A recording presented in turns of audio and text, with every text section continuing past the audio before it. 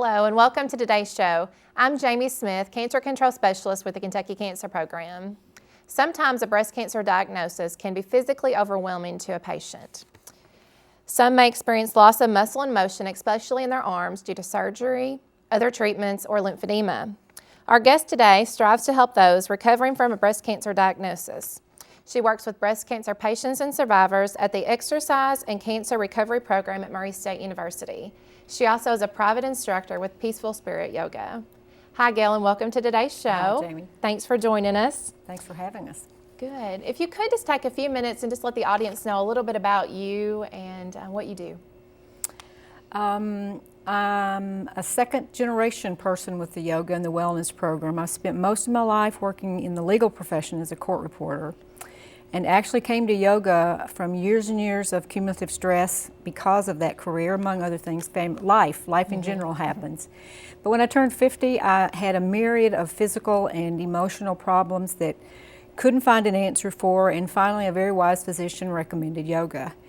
And from the very first class, which was, by the way, at Paducah Community College in 1997, there were no resources in Western Kentucky for yoga, but I found a class here.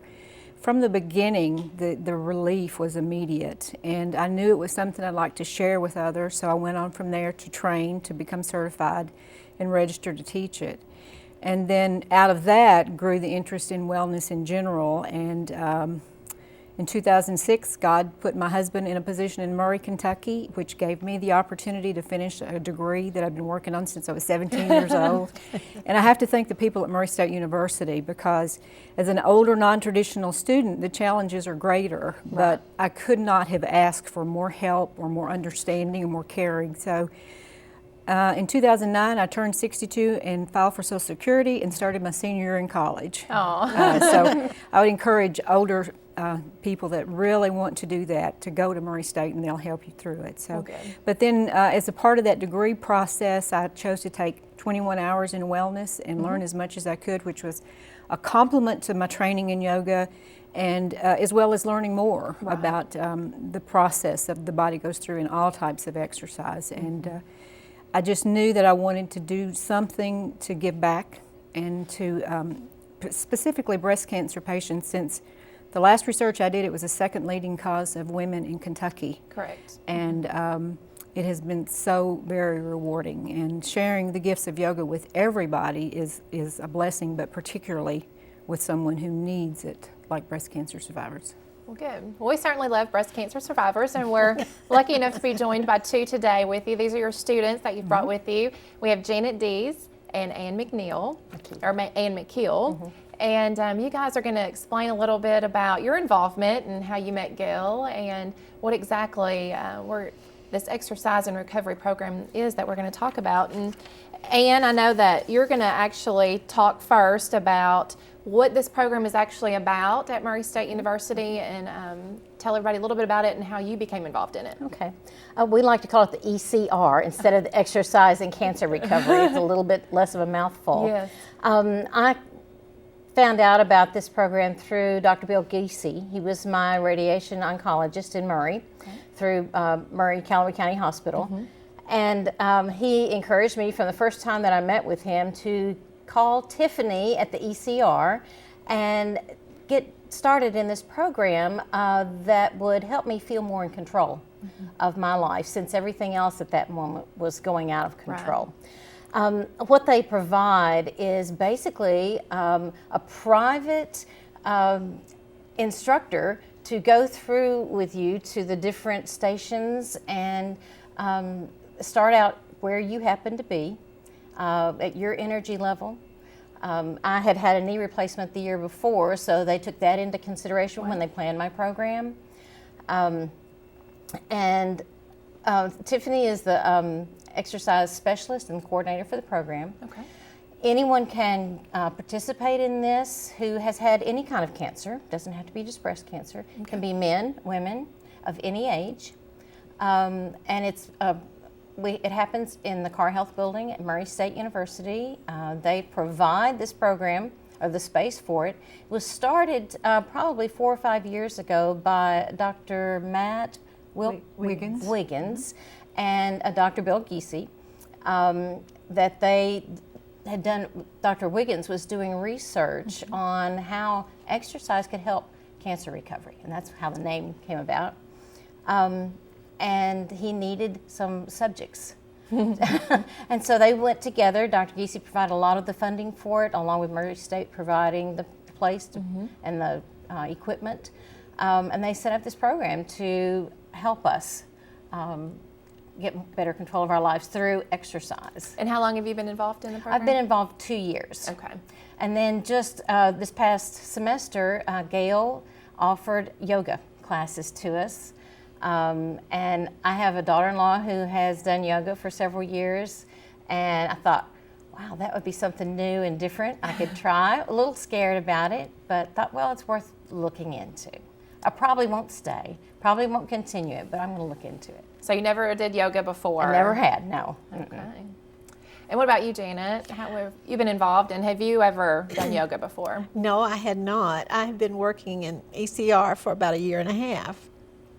And then I heard about the class, and I was really excited. And it has meant a great deal to me. Good, good.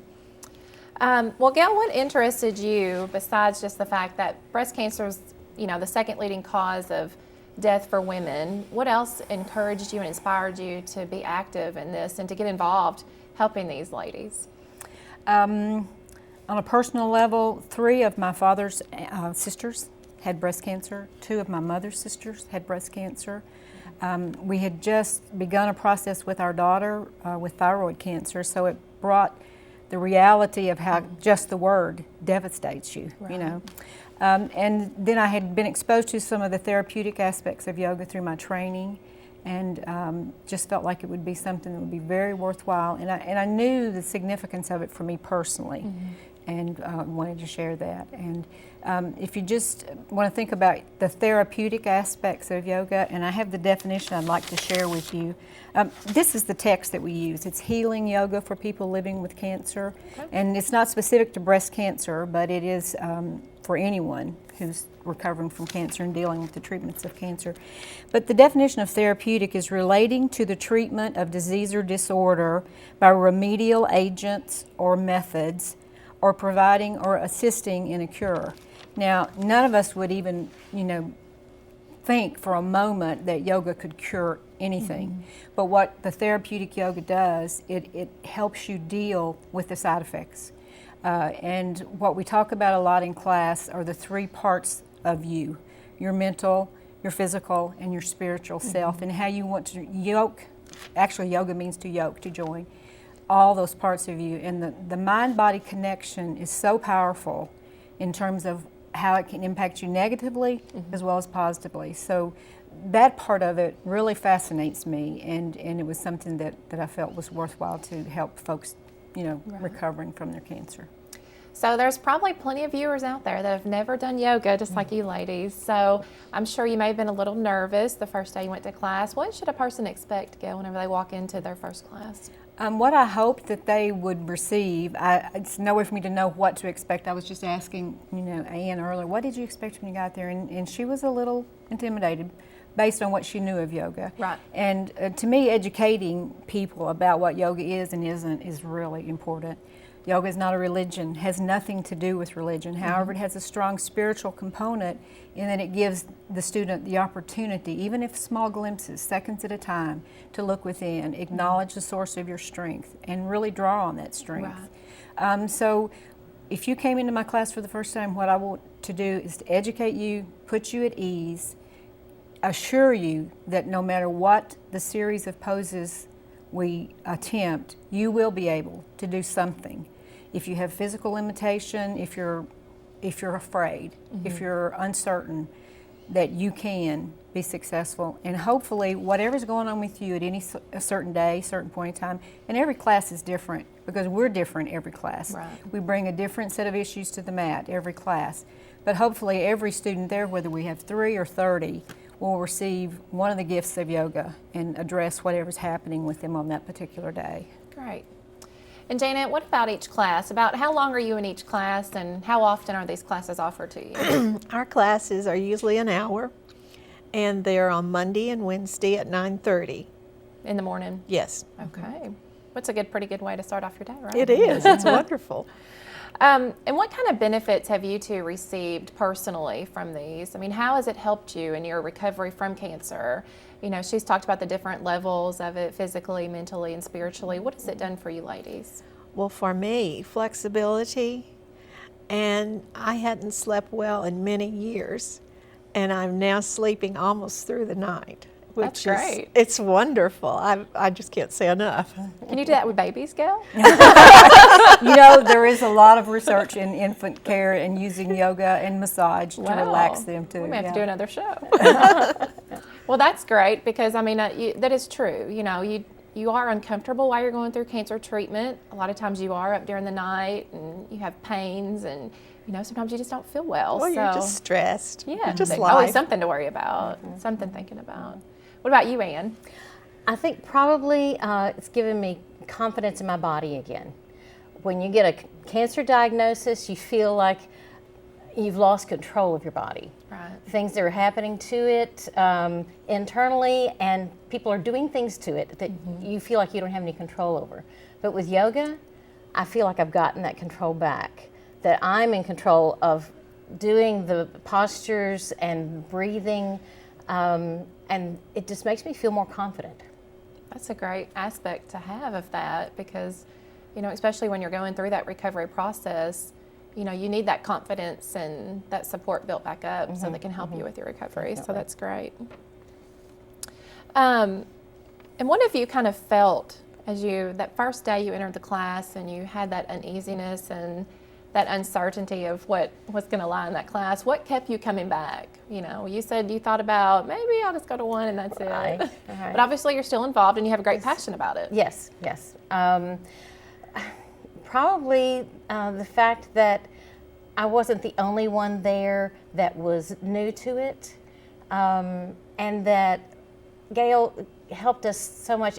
Saying if you feel like you're uncomfortable doing this, let's try to modify it.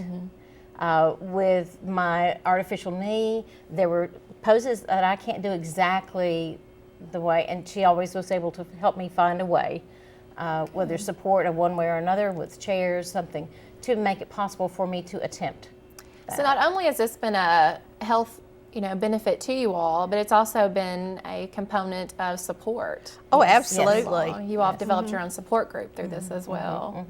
So how many people usually attend these classes that you all offer? We started with 4, and one of our students has had to resume her treatment, so she's had to step away from it. So it's the 3, and they're faithful. They are there. They are there. They don't miss class very often at all. So, Good. and it's that strength and support from the group that's important. Private classes are great, and there are folks who just are more comfortable in that setting until they really learn. But it's the strength and the energy you feel from the group too that's really good. And I guess maybe on a day that you're down, the other ones are there to encourage you. Absolutely. To say you can do it, right? Or when you don't want to get up and go. That never never happens. happens? Expecting you. That's right. It gives you difference. accountability as well. So let's talk a little bit more about this program, and you've talked about how it's funded, and what is the future of this program? Well, Janet is working on putting together grants to help support the program. Right now, it's the financial support comes from Dr. Dees and from the participants. The first 6 months is free, but after that, we're asked to donate $20 a month. Okay. And if, Janet was telling me this on the way over, if you're not able financially to do that, then there are scholarships available. All right. So what kind of grants are you looking for? Well, we would like to expand to the West Kentucky area and not just Callaway County. So we are looking for partners who would be interested in working with us, be it private individuals, doctors, nurses, what have you. We are hoping to find areas in each county where we can economically serve the public. Okay. That'd be fabulous. It's a nice program, and definitely it's has some scientific backgrounds to it so that it can Absolutely. be supported. And so obviously physical activity is a major component of not only recovery, but also prevention as well. We all know that. So it's important to encourage everyone to become physically active, but definitely during recovery and for you all to keep your strength up, for even afterwards, because you all do. I mean, did you all sense that you lost a lot of your mobility just from? Oh, I did. Yeah.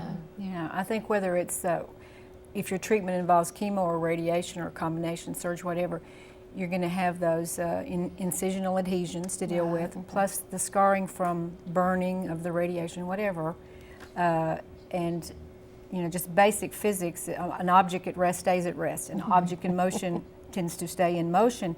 So even if you're able to do yoga just to the very basic level, sitting in a chair, you're still moving, which is going to tend to encourage movement throughout the day. Right. And the movement is definitely healthier. All right. Well, I'm sure plenty of viewers out there are wondering exactly what moves and poses you're talking about. And so we're going to take a few minutes and actually be able to demonstrate this to the audience so they can see you all in action. And I'm glad that you mentioned that they can even be sitting in a chair to be able to do yoga. So we'll show the audience a few of these moves and explain it to them. And then we'll be right back and wrap up and kind of maybe answer some more questions that people might have, okay? Okay.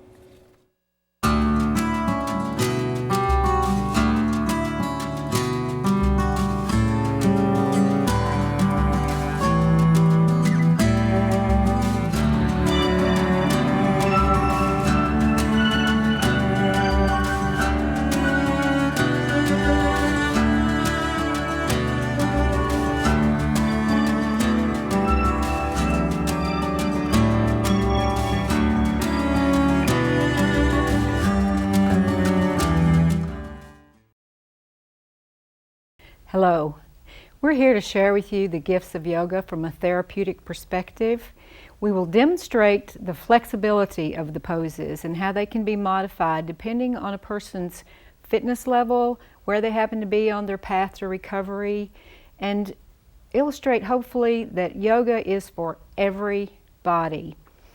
One of our students will be demonstrating the poses from sitting in a chair, which is where we begin all of our therapeutic yoga instruction. The other student will do the same poses from a standing position, but we'd like for you to know that all the benefits of therapeutic yoga can be gained whether you're sitting or standing, working our way to the floor, any place in between. So we are all in mountain pose. Mountain pose is the basic posture of standing yoga as well as sitting yoga.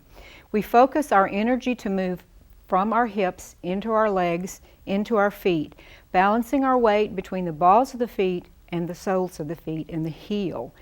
If we're standing, we would lift our toes, spread some space between our toes, then plant them back down to engage the muscles of the legs, specifically the quadriceps muscle. Standing, we would soften our knees to take any stress off our low back.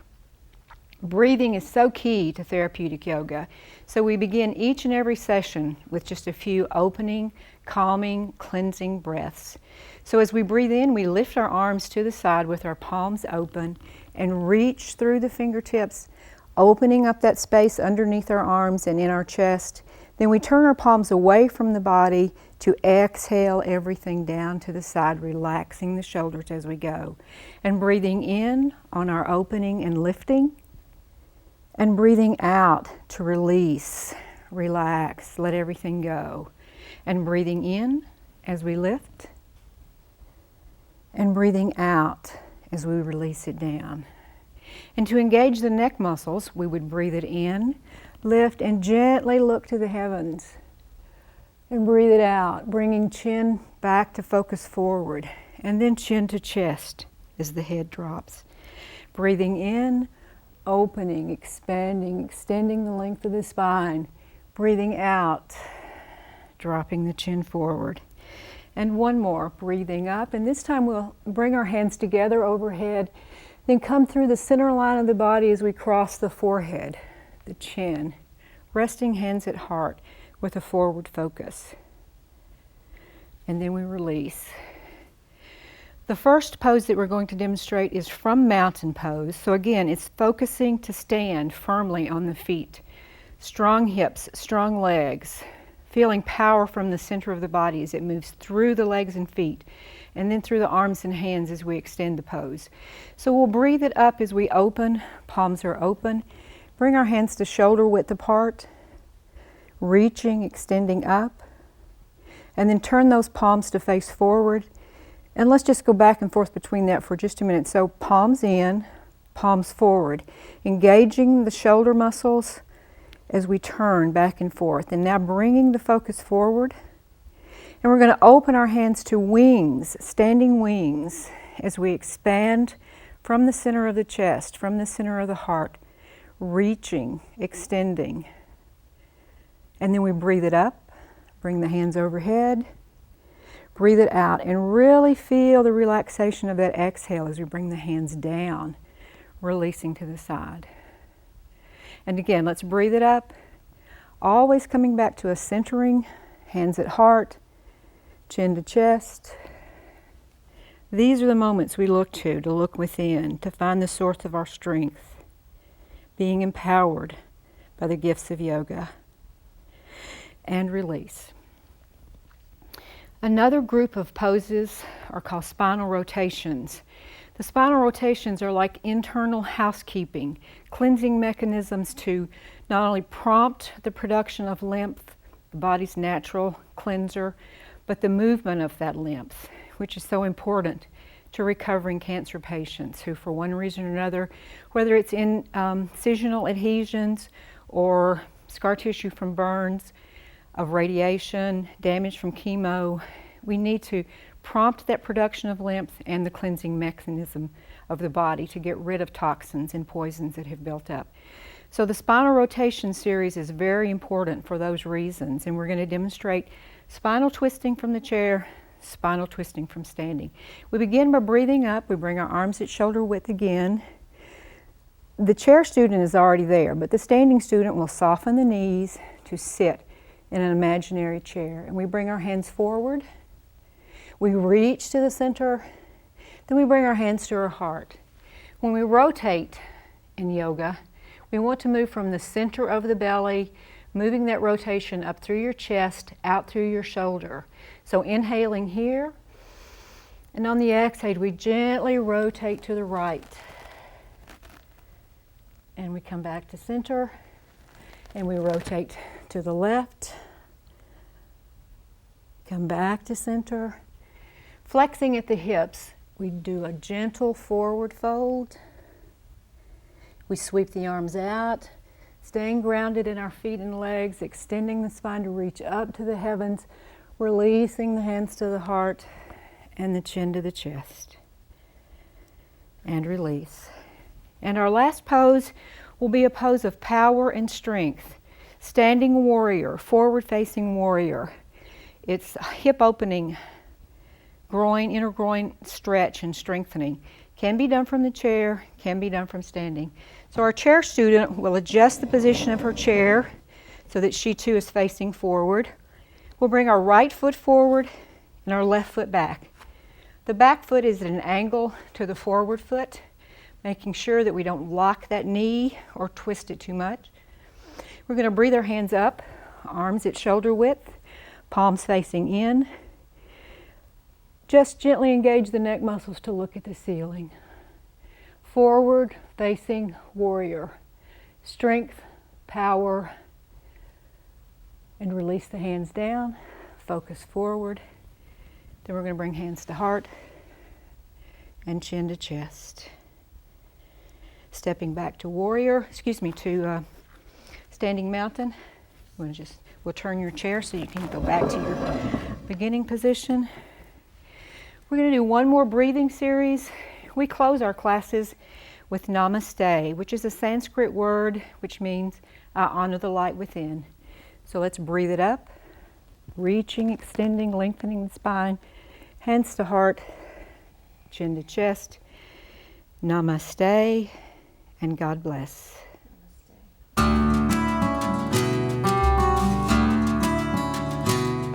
Well, hopefully those poses were able to give someone a visual aid as to what they might actually encounter in a yoga class that you're going to be doing at the ECR. Yes. And let's talk real briefly. We saw you sitting in a chair, still being able to do the same poses that they were doing standing. And no one would even know that you had a artificial knee because, I mean, you were doing everything that Gail was doing. So talk real briefly, Janet, maybe first you about what pose do you find the most helpful for you? For me, probably the ones with the twisting. Okay. And I also value the ones that we do that open the lymph nodes and let the lymph flow more freely. I think that's real important. Oh yeah, definitely during recovery. And what about you, Ann? Probably it's the things we do with our neck. There was one class that we came in and Gail said, is there an area of your body, any of you, that you're having problems with today? And I said, oh, my neck is hurting so badly. And we did so many things with our neck, just moving it around and stretching it very slowly. By the end of the class, the pain had gone away. Great. So the things that I learned for that day, I've been able to use throughout my day to continue to help keep my neck loose. Great. And Ann, what if somebody is out there wanting more information about the ECR? What number can they call to find out more information? They can call 270-809-4517. Ask for Tiffany. Also, David or Justin, the interns, would be glad to help them. And they'll take your name and number and find a time that you can come in and understand what happens with the exercises, and then be offered the opportunity for yoga also. All right. And Gail, what about you? What would you like the audience to be able to take away from today, from the programs? I'd like for them to realize that although their cancer diagnosis offered them very little in a positive sense, there's that sense of loss, regardless of what kind of cancer it is, that sense of it's loss of physical ability, loss of emotional stability, and a loss of faith, because it really shakes your faith. And that if you have the courage to try something new, whether it's exercise in the exercise room using the machines and letting the trainers help you through it, or try the yoga class, I think you'll be very pleasantly surprised with what a helpful asset. And it's a tool. It's just a tool to help your medical providers to restore your health. Great. Thank you all so much for coming today. We certainly enjoyed speaking with you and learning the different aspects of yoga and, of course, the ECR there at Murray State. And if you have questions about today's show, please call us at the Kentucky Cancer Program at 442-1310. Thanks for joining us today, and we hope that you might be able to step out on a limb and experience yoga as well. Join us next time.